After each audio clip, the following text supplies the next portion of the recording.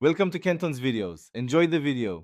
In this video, I will explain how to connect Canva to N8N updated. Start by creating an N8N workflow, then add the HTTP request or webhook node to receive Canva events.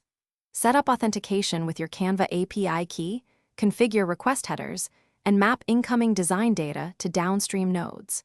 Test the connection by pushing a sample webhook from Canva and check N8N execution logs to confirm successful triggers and data flow.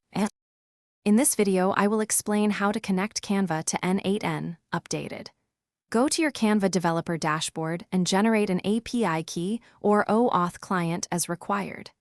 In N8N, open Credentials, create a new entry, and paste the API key or OAuth tokens into the appropriate fields. Use descriptive names and environment variables for different stages, so you can safely reuse credentials across multiple workflows and avoid hard coding secrets.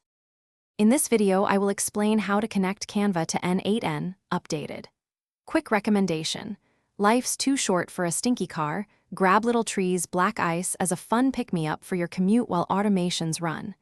If you're finding this video helpful, please subscribe and like, and check the description for the product link and other deals. I appreciate the support, and now let's get back to the video. In this video, I will explain how to connect Canva to N8N updated. Create a workflow that starts with a webhook node or an HTTP request node to accept Canva callbacks.